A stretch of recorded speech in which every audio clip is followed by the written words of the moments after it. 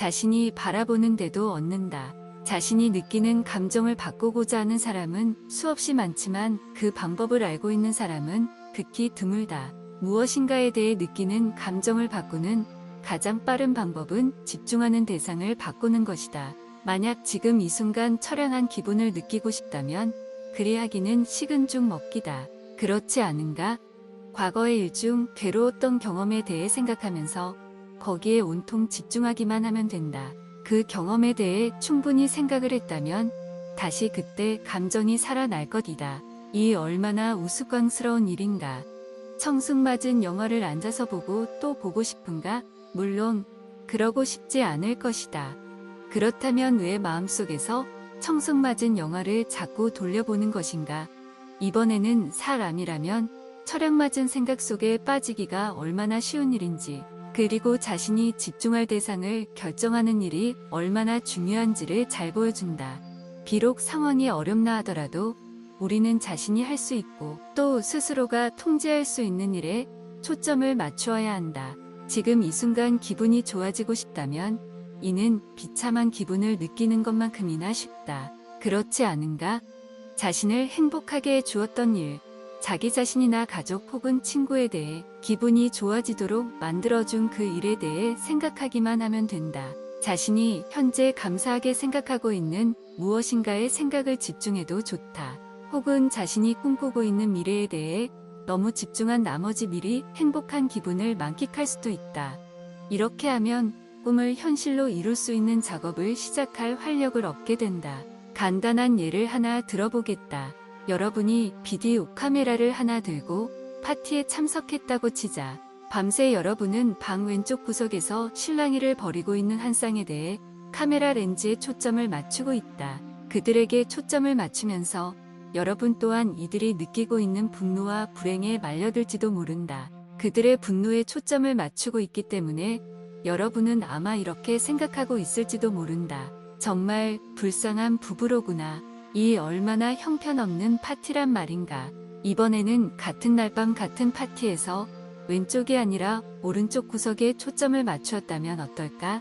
거기에서는 많은 사람들이 싸우기는커녕 왁자지껄 웃고 농담을 주고받으며 아주 즐거운 시간을 보내고 있다. 그리고 나서 누군가가 여러분에게 파티가 어땠어요? 라고 물어온다면 여러분은 와, 정말 근사한 파티였어요. 라고 대답할 것이다. 요점은 명백하다. 사람들이 관심을 가지는 대상은 무궁무진하지만 너무 많은 이들이 우리가 통제할 수 없는 것들, 비참한 생각이 들게 하는 것들에만 초점을 맞추고 있다. 올바른 방향으로 관심을 집중하자. 초점이 왜 그렇게 중요한지 이제 알겠는가? 이는 우리가 세상을 바라보는 방식을 결정하고 그에 대한 행동까지도 결정한다. 그렇다면 이것이 우리가 느끼는 감정 또한 결정할 것이라 생각하는가? 두말하면 잔소리다. 우리가 기울이는 관심과 생각의 초점은 말 그대로 우리의 생명을 구할 수도 있다. 나는 자동차 경주를 아주 좋아하는데 내가 자동차 경주 학원에서 배웠던 중요한 교훈을 결코 잊지 못한다. 강사는 이렇게 말했다. 당신에게 가장 중요한 일은 차가 미끄러질 때 그 상태에서 어떻게 빠져나올지에 대해 생각하는 일입니다. 이는 삶에 대한 좋은 은유이다. 그렇지 않은가? 이따금 우리는 통제불능이라 여겨지는 미끄럼 상태에 놓일 때가 있다. 이에 대한 비전은 아주 간단합니다. 그가 말을 이었다.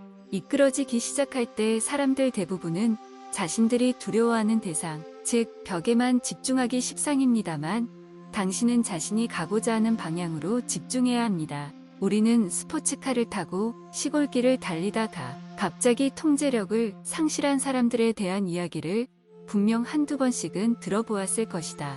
수마일 내의 공중전화 부스라고는 달랑 하나뿐이었지만 어쨌거나 이 차는 그 부스를 들이받아 버렸다. 그 이유는 통제력을 상실하는 순간 사람들이 정확히 자기들이 피하고 싶어하는 일에만 골몰하며 그 생각에 얽매이게 되기 때문이다. 그러면 그 무엇이건 간에 결국은 자신이 집중하는 대상 쪽으로 움직이게 된다. 강사는 내게 이렇게 충고했다. 우리는 미끄럼차를 타러 갈 겁니다. 이 차에는 컴퓨터 장치가 되어 있어서 제가 버튼을 누르면 차바퀴 하나가 뜨면서 차가 통제 불능 상태로 미끄러지기 시작할 겁니다. 미끄러질 때에는 벽을 쳐다보지 마세요. 가고 싶은 방향에만 집중해야 합니다. 식은 죽 먹기네요. 나는 자신만만하게 대답했다. 잘 알겠습니다. 처음으로 나갔을 때에는 내가 차를 한껏 빠른 속도로 몰고 있을 때 강사가 버튼을 눌렀다. 갑자기 차는 통제 불능의 상태로 미끄러지기 시작했다. 내 눈이 어디로 향했을 것 같은가? 그렇다. 바로 벽을 쳐다보게 되었다. 마지막 순간에 나는 벽을 들이받을 것이라는 사실을 알고 공포에 질렀다.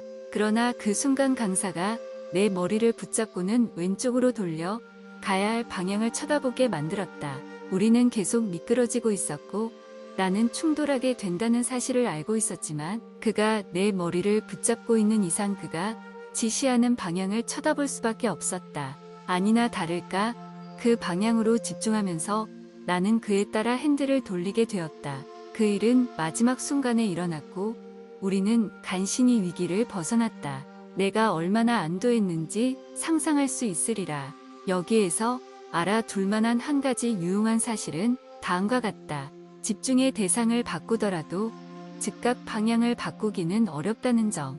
인생에서도 그렇지 않은가? 초점을 재조정하는 순간과 경험이 때로는 시간적인 차이가 있게 마련이다. 그렇다면 문제 해결에 더 이상 시간을 허비하지 말고 자신이 원하는 쪽으로 빨리 초점을 바꾸는 것이 훨씬 더 현명한 것이다. 다시 우리 이야기로 돌아가 보자. 그러면 내가 교훈을 얻었을까? 꼭 그렇다고는 할 수 없었다. 두 번째에도 벽 쪽으로 미끄러질 때에도 강사가 목표 지점을 바라보라고 내게 큰 소리로 환기시켜 주어야만 했으니까. 그러나 세 번째에는 지시 없이도 내 스스로 고개를 돌렸다. 나는 그것이 효과가 있으리라고 믿었고 실제로 그렇게 되었다. 이제 내 차가 미끄러질 때면 와 하면서 내가 가고자 하는 방향으로 머리를 돌린다. 그러면 바퀴가 방향을 바꾸고 나중에는 내 차도 그 방향으로 가게 된다. 이것이 내가 초점을 조절함으로써 언제나 성공할 수 있다는 보장을 해주는 것일까? 그렇지는 않다. 그렇다면 그 가능성을 더욱 높여주는 것일까?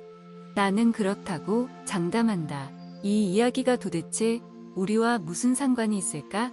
우리는 문제가 발생하면 해결책, 다시 말해 우리가 두려워하는 것이 아니라 이루고자 하는 그것에 집중해야 한다는 것을 분명히 해야겠다. 사람은 결국에는 자신이 가장 많이 생각하는 것을 경험하게 되는 법이다. 초점을 바꾸고 결단을 내리고 믿음을 바꾸는 일이 모두는 하룻밤 사이에 일어나는 일인가?